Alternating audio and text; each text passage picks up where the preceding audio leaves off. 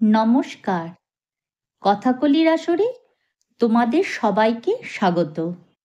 আজ আমি তোমাদের পাঠ করে শোনাব সেরা রূপকথার গল্প থেকে প্রেমেন্দ্র মিত্র রচিত রূপকথার কেলেঙ্কারি গল্পটির শেষ অংশ। এমন সময় রাজসভায় বজ্রকুমার। রাজসভায় সবাই শশব্যস্ত হয়ে উঠল। যা জোয়ান গোয়ার, সব দেখে শুনে রেগে গিয়ে একটা কাণ্ড না করে বসে। কিন্তু বজ্রকুমার কোনো কাণ্ড করলেন না। রাজার সামনে এসে দাঁড়িয়ে নেহাত শান্তভাবে বললেন, মহারাজ, আমি বিচার চাই।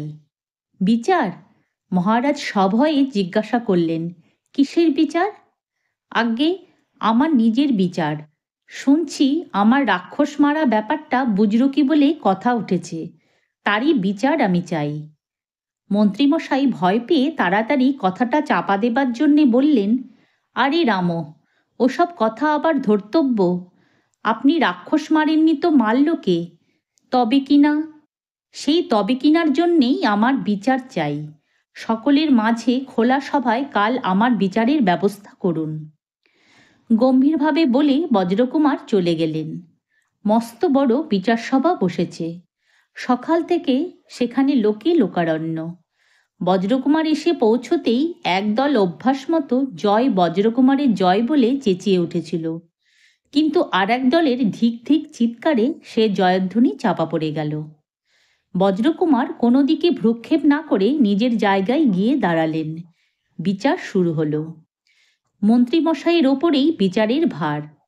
নানান মিষ্টি কথায় মোলায়েম করে তিনি কোনো মতে ভয়ে ভয়ে বজ্রকুমারের বিরুদ্ধে অভিযোগটা জানিয়ে দিলেন।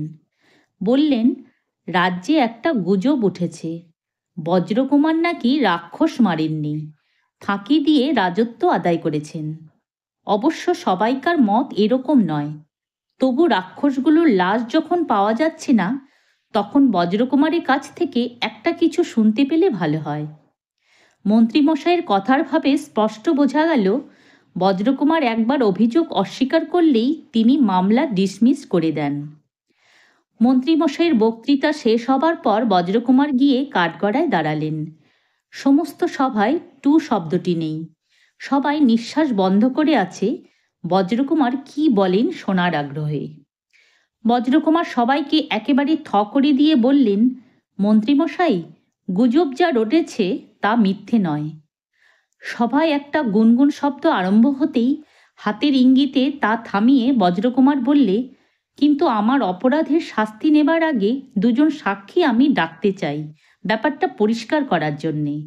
আমার প্রথম সাক্ষী বলে ইশারা করতেই বিচার সভায় যে ঢুকল তাকে দেখে সভাশুদ্ধ লোকের চক্ষু স্থির। অর্ধেক লোক তো সেইখানেই তৎক্ষণাৎ ভিড়মি গেল ভয়ে। সাক্ষী আর কেউ নয়, স্বয়ং রাক্ষস। তবু তাকে দেখে অতটা ভয় না পেলেও বোধ হয় চলত। রাক্ষস হলে কি হয়, বিচার সভায় সে বেশ ভদ্রভাবেই ভব্যিযুক্ত হয়ে এসেছে দেখা গেল। নোখ চুল ছাঁটা, দাড়ি গোঁপ কামানো, গায়ে দস্তুর মতো দামি জামা কাপড়। আর তেমন জোয়ান রাক্ষসও সে নয়। চুলে তার টাকও পড়েছে, পাকও ধরেছে, দাঁত পড়েছে অনেকগুলো, কুজো হয়ে ছাড়া চলতে পারে না। তাছাড়া রাক্ষস যে অমন হাবাগোবা ভালো মানুষ হয়, চোখে না দেখলে কি বিশ্বাস করত?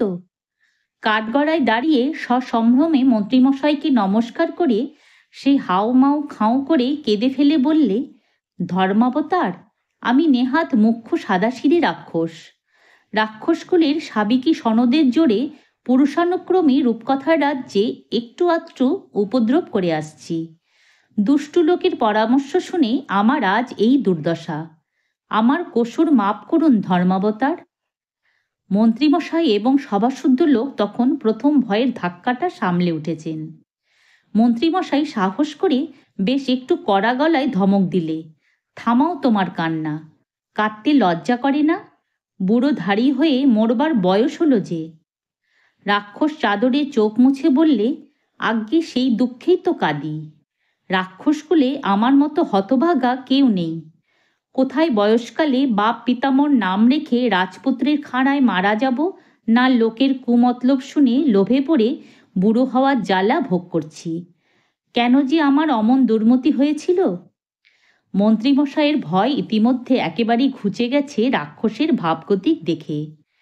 এবার নির্ভয়েই ধমক দিয়ে তিনি বললেন, মোলো যা, তবু কাঁদে।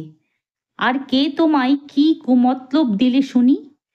রাক্ষস বেশ একটু চঞ্চল হয়ে চারিদিকে নাক ঘুরিয়ে হঠাৎ একদিকে আঙ্গুল তুলতেই দেখা গেল বিচার সভা থেকে তেপান্তরের সম্পাদক ও মালিক হন্তদন্ত হয়ে সরে পড়ছেন। কিন্তু সরে পড়বেন কোথায়? বজ্রকুমার এক লাফে গিয়ে তাকে ধরে ফেলে বললেন, এই আমার ২ নম্বর সাক্ষী মন্ত্রীমশাই। ধরা পড়ে তেপান্তরের মালিকের চেহারা তখন বদলে গেছে। দাঁড়িয়ে তার সে কি তেজ! প্রথমেই তিনি শাসিয়ে দিলেন, তাকে এভাবে মিছিমিছি নাকাল করার ফল তিনি বুঝিয়ে দেবেন। তেপান্তরে এমন লেখা লিখবেন। মন্ত্রীমশাই বাধা দিয়ে জিজ্ঞেস করলেন, তেপান্তরে সব লেখা কি আপনি লেখেন? আমি লিখব কেন? মালিক চটে উঠলেন রীতিমতো। আমি কি কেরানি আছি? আমি খালি মতলব দিয়ে লিখিয়ে এলেই। বেশ বেশ, আপনার নাম? আইজ্যাক কুবেররাম ফটকাবাজ। কুবেররাম? এ তো রূপকথার নাম নয়। রূপকথার দেশে কেমন করে এলেন? কুবেররাম আরো গরম হয়ে উঠলেন। কেন, রূপকথায় কি আমাদের মানা আছে? আমি লোক আজকাল ফিল্ম বানাই, কত পৌরাণিক সামাজিক গল্প পট পট কাটিয়ে বদল করে দিই। রূপকথায় কেন আসবো না? কিন্তু কুমতলব দিয়ে এ রাজ্যে ধারা বিগড়ে দেবার অধিকার তো আপনার নেই। কুমতলব? রাগের চোটে কুবেররামের আর মুখের বাঁধ রইল না। এখন তো কুমতলব বলবেই। কোথায় থাকতো এতদিন ওই হাবা রাক্ষস? কোন রাজপুত্রের খাঁড়ার ঘায়ে কবে কাবার হয়ে যেত। এমন সাজগোজ করে আর সভায় আসতে হতো না। আর রাজপুত বজ্রকুমার, তারই বা কি দশা হতো? একটা রাক্ষস মেরে একরত্তি রাজত্ব আর রাজকন্যা নিয়েই খুশি থাকতে হতো চিরদিন। এই যে এত বড় জমিদারি ঐশ্বর্য, এসব কার দৌলতে? রাক্ষসের সঙ্গে লুকিয়ে রফা করে দেশ বিদেশে তাকে মেরে বেড়াবার ভান করার মতলব সে দিয়েছিল বলেই না। তার বদলে কুবেররাম নিজে কি নিয়েছে? মাত্র ৬ আনা বখরা। শুধু নিজের আহাম্মকিতেই না বজ্রকুমার এমন লাভের ব্যবসাটা নষ্ট করে দিলে। আজ বিয়ের নামে এমন ক্ষেপে না উঠলে কুবেররামকেও তেপান্তরে উল্টো গাইতে হয় না, এই মোকদ্দমাও ওঠে না। কুবেররামের একটানা আস্ফালন শেষ হলো। খানিকক্ষণ সমস্ত সভায় আর কোনো সাড়া শব্দ নেই। রূপকথার রাজ্যে এমন কথা কেউ কখনো শুনেনি। কি ভাববে তাই তারা তখন ঠিক করে উঠতে পারছে না। মন্ত্রীমশাই পর্যন্ত গোড়ায় বুঝি একটু হতবম্ব হয়ে গিয়েছিলেন। কিন্তু খানিক বাদেই মনস্থির করে গম্ভীর স্বরে তিনি বললেন, কুবেররাম, আপনার ব্যবসা বুদ্ধির আমরা তারিফ করি। আপনি শূন্যকে সোনা করতে পারেন। কিন্তু এ রাজ্য এখনো আপনার কদর বোঝবার উপযুক্ত হয়নি। আপনাকে নির্বাসন দণ্ডই নিতে হবে। কুবেররাম মুখ চুন করে বললেন, তবে আমার ৬ আনা বখরার দাম দিয়ে দিন। আমি ফের ফাটকা বাজার চলে যাই। যদি তোমাদের আজকের এই গল্পটি ভালো লেগে থাকে তাহলে একটা লাইক ও আমার এই চ্যানেলটিকে সাবস্ক্রাইব করে দিও, যাতে তোমাদের জন্য আরও অনেক নতুন নতুন গল্প নিয়ে আসতে পারি। ধন্যবাদ।